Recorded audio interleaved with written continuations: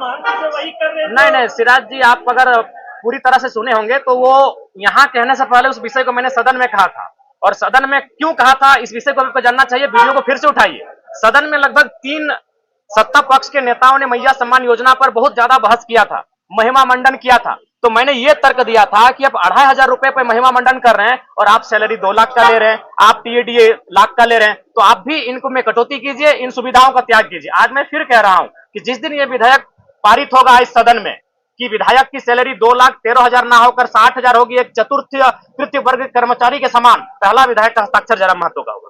लेकिन आप सही बोले थे कि जयराम महतो जो बोलता है सो करता है। सवाल था कि क्या जयराम महतो सरकारी सुविधा नहीं लेंगे या आवेश में ये चीजें बोल रहे हैं? नहीं, आज भाषा जो है आज नहीं, मैं पुनः कहूंगा, आज पहला विधायक हम होंगे, क्योंकि आप उस पहला बात है कि रील्स का दुनिया है, आप उसे रील्स के तर्ज पे लेके जाते हैं। मैं आज पुनः कहूंगा, जिस दिन ये विधेयक पारित होगा, जिस दिन ये त्याग होगा, पहला विधायक हम होंगे। मेरा तर्क सुन लीजिए। आज अगर आप बात करें तो 4,32,00,000 के लागत से ये आवास बना है। अगर जयराम महतो नहीं लेता है तो आपको जानकारी होना चाहिए, आज इस राज्य में कई ऐसे मंत्री हैं जो लगभग 2 आवास लेके बैठे हैं, 3 आवास लेके बैठे हैं। तो जाहिर सी बात है किसी वीआईपी के पास चला जाएगा। और ये राज्य जहां के छात्र काफी परेशान है, जहां के छात्र बड़ी संघर्ष के साथ रांची में आके रह रहे हैं, तो मैं सोच रहा हूं, मैं एक नया प्रयोग करने जा रहा हूं। मैं अपने आवास को ऐसे छात्र जो डुमरी विधानसभा से, धनबाद बोकारो जिला से चलकर आके रांची में रहते हैं, उनके हवाले रहेगा। हाँ, नया भी, नया पुराना पेन जो मिलेगा। अभी फिलहाल अपने दोस्त के यहाँ रहते हैं। और वैसे कौन से मुद्दे हैं जिनको लेकर बाद में आपका जो विधायक बनने के बाद जो है बदल गई? गाड़ी को लेकर भी सवाल, गाड़ी तो कई विधायक लिया है, लेकिन आपने ये कहा था कि हम विधायक बने दोस्त की गाड़ी से चलेंगे और उसमें लिखा रहेगा कि ये गाड़ी विधायक जी का दोस्त। जी जी, लेकिन मैंने पहले ही कहा है कि मैं अपने सिद्धांतों से, अगर आवाम को नुकसान ना हो, एक बहुत बड़ी आबादी को कोई नुकसान ना हो, तो मैं अपने सिद्धांतों के साथ रहूंगा। जैसे अभी मैं चप्पल पहन के नहीं आता हूं, मेरे इस वचन से मेरी आवाम को कोई नुकसान नहीं है, जयराम महतो को भी व्यक्तिगत नुकसान नहीं है, लेकिन मेरे गाड़ी वाले मसले से मेरी आवाम को भी नुकसान था। नुकसान कैसा था? मान के चलिए प्रत्येक दिन हम लोग 3,000-4,000 रुपए का पेट्रोल भरते हैं। अभी ड्राइवर हमारे पास आएगा, 2 ड्राइवर मैनेज होंगे, यानी 2 बेरोजगार युवा रोजगार से जुड़ेंगे, और वो तभी होगा जब वो गाड़ी का रजिस्ट्रेशन आपके नाम से होगा। अभी सपोज दैट अगर मेरे बाबा जनता दरबार अभी झारखंड में ओपन कोई लगाता है तो जयराम महतो लगाता है। आप प्रशंसा करें, हमारी बुराई करें, खिंचाई करें, अलग बात है, लेकिन जो चैलेंजिंग विषय है, मिट्टी में बैठ के कोई जनता, और उस समय बहुत सारी समस्या ऐसी आती है कि बाबू हमको 500 रुपए की मदद कर दीजिए, बाबू हमको हॉस्पिटल का मामला है, हमको दवाई घट गया है, तो अपनी हैसियत के अनुसार हम उसे उनका मदद करने का प्रयास करते हैं। तो अगर मान के चलिए सरकार से हमें 3 से 5 रुपए का टीए आएगा और उसे अगर हम अपने उपयोग में लाएंगे, तो हम फिलहाल जो पैसा तेल में खर्च कर रहे हैं वो मेरे पास बचेगा, और जो लोग मेरे जनता दरबार में इन छोटी छोटी समस्याओं को लेकर आ रहे हैं, उनका समाधान हो पाने में हम सक्षम हो पाएंगे। नहीं, वो फेक है, और हम चाहेंगे मीडिया बंधु इस तरह का सवाल बिल्कुल, आप लोग भी एक बार थोड़ा जांचें। धोनी जी से हमारी कोई मुलाकात नहीं हुई है, लेकिन ऐसा नहीं कि मुलाकात नहीं करना चाहते, हम भी उनका बहुत बड़ा समर्थक है, और बिल्कुल उनके छक्कों के, उनकी कैप्टेंसी के, उनके हर एक कार्य की हम भी प्रशंसक हैं। अगर कभी मिलेंगे तो हम अपने पोस्ट पे खुद सार्वजनिक करेंगे कि आज हम धोनी से मिले। तो सीसीएल में क्वार्टर को लेकर जो है आप रात को वहां गए थे, कई खबरें आई, आप रांची में है के सामने, ये बता दीजिए कि सीसीएल में आपको जयराम महतो क्वार्टर चाहिए या नहीं चाहिए, जो अवैध रूप से क्वार्टर रह रहे हैं उनको खाली कराने के लिए? नहीं, वो एक बात, पहला बात है, अगर आप आंदोलन की बात करेंगे और संवैधानिक बात करेंगे तो फिर हमें लगता है बहुत सारी विवाद उत्पन्न हो जाएगा।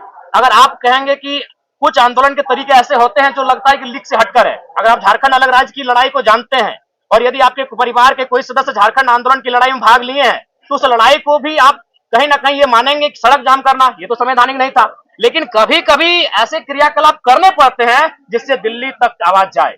जो चूंकि झारखंड आंदोलन सड़क जाम करके किया गया है, झारखंड आंदोलन बहुत बृहद पैमाने पर, तो कहीं ना कहीं वो जो मेरा मास्टर स्ट्रोक था वो इसी ध्यान को आकर्षण करना था कि जो लोग 5500 क्वार्टर में कब्जे पर है, कम से कम एक बार फिर से ये मामला राज्य में गरमाए।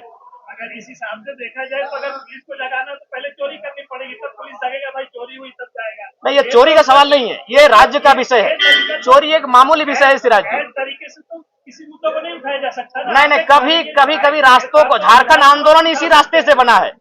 आप झारखंड आंदोलन अलग राज्य का समर्थन करते हैं, हाँ या ना?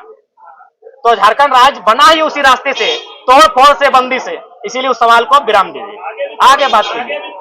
देखिए, जब सीढ़ी, आप खुद बोले हम समर्थन करते हैं, आप अभी 30 सेकंड पहले बोले कि हम झारखंड राज्य का समर्थन करते हैं, तो मैं बताना चाहता हूं, चूंकि मैं एक आंदोलनकारी का बेटा हूं, झारखंड राज्य सड़क जाम करके लिया गया, इसलिए सवाल कब रखिए। अगला सवाल। देखिए, वाजपेयी जी अगर डायरेक्ट झारखंड राज्य दे देते, निसंदेह उनका योगदान है, कलम में उनका योगदान है, लेकिन क्रांति में झारखंडियों का योगदान है जिनका रक्त बहा है। आप विचित्र बात कर रहे हैं भाई। इसका मतलब जो लहू बहा, जो माए विधवा हो गए, उनका कोई योगदान नहीं है। मैंने कब कहा वाजपेयी जी का योगदान नहीं है? अगर उस हिसाब से आप कहेंगे तो भारत बनाने में लॉर्ड माउंटबेटन का भी योगदान है, क्योंकि वे जाते जाते कलम पंडित पावर क्या कहते हैं, ट्रांसफर ऑफ पावर, सत्ता का हस्तांतरण करके गए थे लॉर्ड माउंटबेटन। तो उस हिसाब से अगर देखा जाए तो आप ये कहेंगे कि नहीं, क्रांतिकारियों का नहीं, लॉर्ड माउंटबेटन का योगदान है भारत को बनाने में।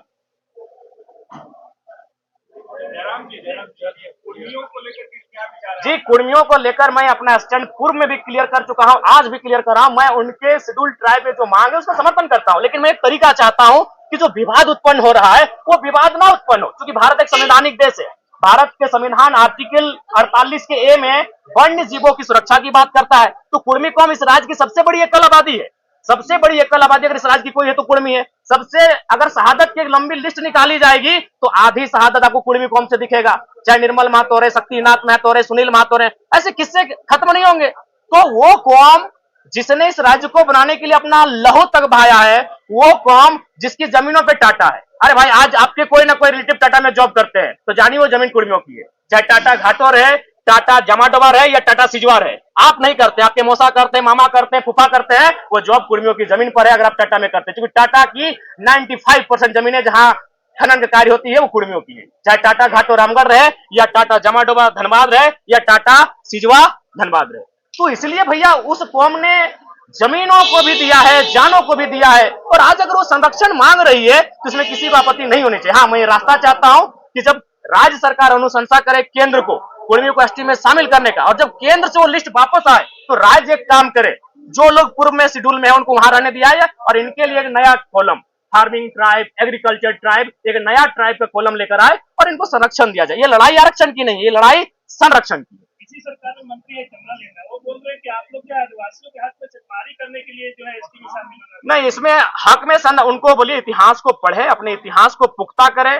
1931 जब अंग्रेजों का अंतिम जनगणना हमारे सामने प्रस्तुत हुआ था, उसमें 12, एक शायद घासी को हटाया गया और कुर्मी को, बाकी 11 लोग आज शेड्यूल ट्राइब में हैं, यानी 13 लोगों के साथ कुर्मी शेड्यूल ट्राइब। उसमें शेड्यूल ट्राइब नहीं था, उसमें प्राइमिटिव ट्राइब नाम था, उस सूची में सम्मिलित थे। बिल्कुल, सरना कोड का हम बिल्कुल समर्थन करते हैं। एक आदिवासी कौम, चूंकि इस राज्य का निर्माण ही एक आदिवासी राज्य के रूप में हुआ है और आदिवासियों की भावना सरना धर्म कोड पे आधारित है, अतः उनका इस धर्म कोड की मांग को सरकार पुरजोर तरीके से लागू कराने के लिए पहल करे। धन्यवाद, जोहार, नमस्कार। अरे ये तो बहुत बड़ा बात है यार, केजरीवाल 10 साल सीएम रहे, तो केजरीवाल कोई कम? केजरीवाल का आप आलोचना कर सकते हैं, लेकिन उन्होंने जिस विजन को दिल्ली के माध्यम से देश को दर्शाया उसको आप नकार नहीं सकते। नहीं, केजरीवाल की आलोचना के लिए नहीं जी, नहीं, बिल्कुल हमारी तुलना कैसे हो सकती है? वो कहाँ सीएम रह चुके, हम विधायक हैं। क्या आप उनके नक्शे कदम पे चलेंगे? नहीं, हम लोग अपना रोड मैप अलग बनाएंगे।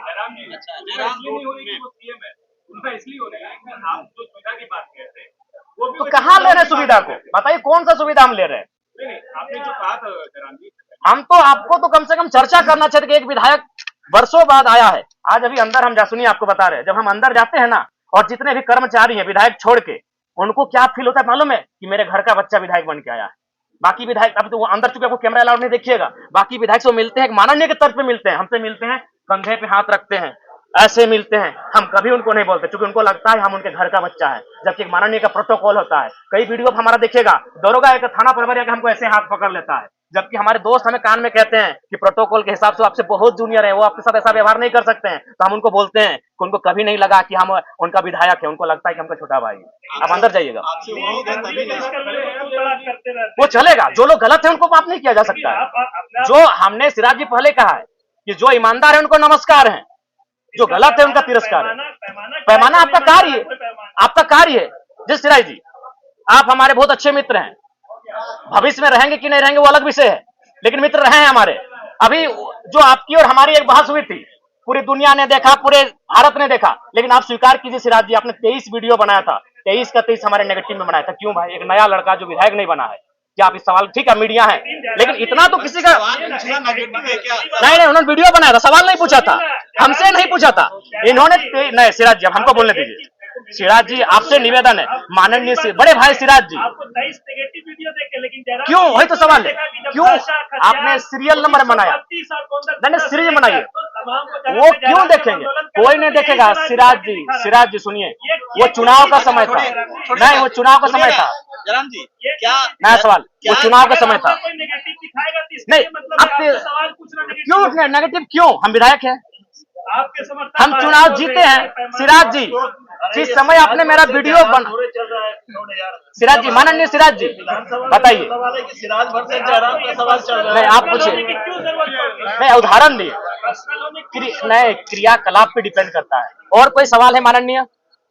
देखिए फिर आज जो विधानसभा में राज्यपाल के अभिभाषण पे जो विपक्ष जो है उसे झूठ का पुलिंदा बता रहा है, नहीं देखिए, आपको क्या लगता है? नहीं देखिए, पूर्णतः अगर विपक्ष, क्योंकि विपक्ष में बैठे लोग भी काबिल हैं और राज्यपाल एक संवैधानिक पद होता है, उस पद की गरिमा है, उस अगर अभिभाषण को आप पढ़ते हैं तो कुछ विषय आपको लगेंगे हाँ ये ठीक ठाक है, लेकिन कुछ विषय ऐसा आपको लगेंगे कि ये धरातल पर है ही नहीं। तो कहीं ना कहीं कुछ त्रुटियां हैं उनमें, कुछ असत्यता है, इस बात को भी स्वीकार करना होगा। आज इस राज्य की जो आवश्यकताएं हैं, स्थानीय नीति अभिभाषण में कहीं जिक्र नहीं है। इस राज्य की आवश्यकता है सरना धर्म कोड, अभिभाषण में कहीं जिक्र नहीं है। इस राज्य की सबसे बड़ी आबादी ओबीसी, कहीं जिक्र नहीं है। आप वो कहते हैं कि ओबीसी को सशक्त करेंगे, कैसे? कई जिलों में आपने ओबीसी के आरक्षण को जिलावार में 0 कर दिया। ये कौन सा है, ये कौन सा भारत आप बना रहे हैं, कौन सा राज्य बना रहे हैं आप? महागठबंधन की सरकार है, महागठबंधन नारा देती है सामाजिक न्याय। उनसे पूछेगा सामाजिक न्याय का मतलब क्या होता है? सामाजिक न्याय का मतलब क्या होता है? जिसकी 54% आबादी है, आप उनको शून्य कर रहे हैं जिलावार बहालियों में। ठीक है, आप जो शेड्यूल ट्राइब है उनकी आबादी अनुमानित 26 है, आप 26 दे रहे हैं, स्वागत है। शेड्यूल कास्ट उनकी आबादी 10 है, आप उनको 10 दे रहे हैं, स्वागत है।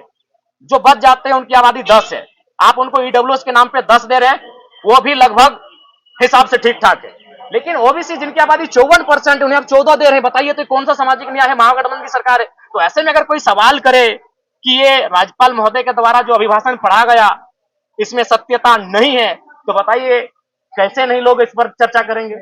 बात करें 54% आबादी का आरक्षण कहाँ है। धन्यवाद।